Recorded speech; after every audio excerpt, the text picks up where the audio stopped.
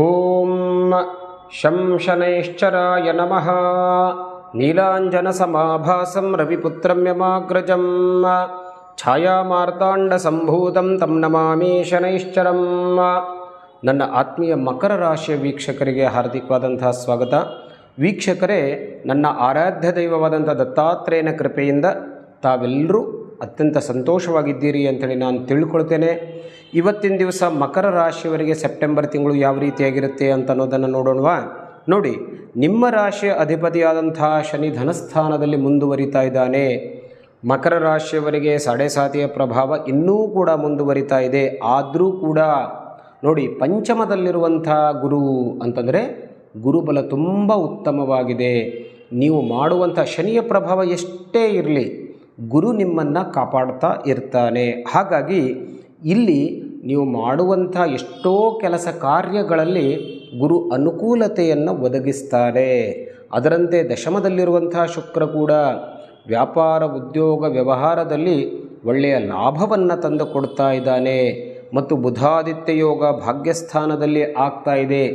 ಅದು ಕೂಡ ನಿಮಗೆ ತುಂಬ ಅನುಕೂಲಕರವಾಗಿ ಇರಲಿಕ್ಕೆ ಸಾಧ್ಯತೆ ಇರುತ್ತೆ. ಆದರೂ ಕೂಡ ನೀವಿಷ್ಟೆಲ್ಲವೂ ಒಂದಷ್ಟು ಪ್ರಯತ್ನವನ್ನು ಮಾಡಿದ್ರೂ ಕೂಡ ಆ ಹಣದ ಒಂದು ಹರಿವು ಅಂತ ನಾವೇನು ಹೇಳ್ತೀವಲ್ಲ, ಅದು ಒಂದು ಸ್ವಲ್ಪ ಮಟ್ಟಿಗೆ ಕೊಂಚ ನಿಧಾನವಾಗಿ ಇರುತ್ತೆ ಶನಿಯ ಪ್ರಭಾವದಿಂದ.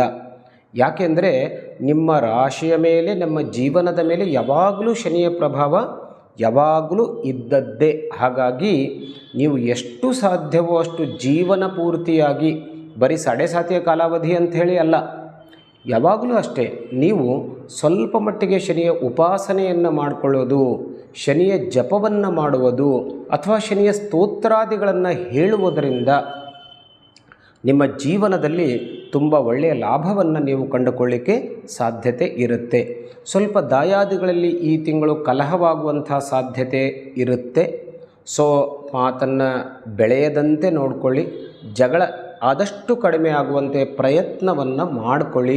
ಅದರಿಂದ ನಿಮಗೆ ಲಾಭವಾಗುತ್ತೆ.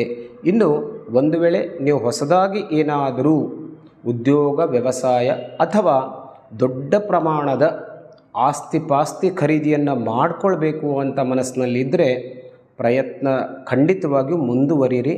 ಅದರಲ್ಲಿ ಖಂಡಿತವಾಗಿಯೂ ಒಳ್ಳೆಯದಾಗುತ್ತೆ.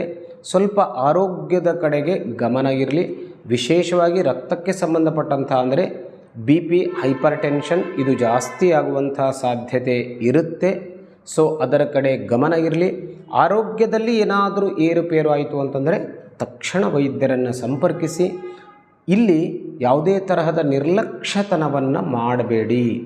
ವೈದ್ಯರ ಸಲಹೆಯನ್ನು ಪಡೆಯಿರಿ. ಅದರ ಜೊತೆಗೆ ಶ್ರಾವಣ ಮಾಸ ಕೂಡ ಇರೋದರಿಂದ ಒಂದಷ್ಟು ರುದ್ರನ ಆರಾಧನೆಯನ್ನು ಕೂಡ ಮಾಡಿಕೊಳ್ಳೋದ್ರಿಂದ ಮನಸ್ಸಿಗೆ ಇರುವಂಥ ಬೇಸರ ಮತ್ತು ಕಿರಿಕಿರಿ ಕಡಿಮೆಯಾಗುವಂಥ ಸಾಧ್ಯತೆ. ಅಂತಂದರೆ ರುದ್ರಾಭಿಷೇಕಾದಿಗಳನ್ನು ಮಾಡಿಕೊಳ್ಳಿ. ಸೋಮವಾರದ ದಿವಸ, ಗುರುವಾರದ ದಿವಸ ಅದನ್ನು ಮಾಡೋದರಿಂದಲೂ ಕೂಡ ಅದರ ಜೊತೆಗೆ ನೋಡಿ, ಶನಿಯ ಪ್ರಭಾವವನ್ನು ಕೂಡ ನಾವು ರುದ್ರನ ಆರಾಧನೆಯಿಂದ ಕಡಿಮೆ ಮಾಡಲಿಕ್ಕೆ ಸಾಧ್ಯತೆ ಇರುತ್ತೆ. ಒಟ್ಟಾರೆಯಾಗಿ ಮಕರ ರಾಶಿಯವರಿಗೆ ಸೆಪ್ಟೆಂಬರ್ ತಿಂಗಳು ಚೆನ್ನಾಗಿರುತ್ತೆ. ಆದರೂ ಕೂಡ ನೀವು ಈ ತಿಂಗಳಲ್ಲಿ ಶನಿ ಮತ್ತು ಮಂಗಳ ಈ ಎರಡು ಗ್ರಹಗಳ ಪರಿಹಾರವನ್ನು ಮಾಡಿಕೊಳ್ಳಿ. ಪರಿಹಾರ ಅಂತಂದರೆ ನಾನು ಹೇಳಿದೆ, ಒಂದು ಅದಕ್ಕೆ ಸಂಬಂಧಪಟ್ಟಂಥ ಜಪ ಸ್ತೋತ್ರಾದಿಗಳನ್ನು ಹೇಳ್ಕೊಳ್ಳಿ, ಅಥವಾ ಆ ಗ್ರಹಕ್ಕೆ ಸಂಬಂಧಪಟ್ಟಂಥ ದಾನಾದಿಗಳನ್ನು ಮಾಡಿಕೊಳ್ಳಿ. ಶನಿಗೆ ಸಂಬಂಧಪಟ್ಟಂತೆ ಎಳ್ಳನ್ನು ದಾನ ಮಾಡಬಹುದು. ಆಂಜನೇಯನ ದೇವಸ್ಥಾನದಲ್ಲಿ ದರ್ಶನವನ್ನು ಮಾಡುವುದರಿಂದ ಶನಿ ಪರಿಹಾರವನ್ನು ಮಾಡಿಕೊಳ್ಬೋದು.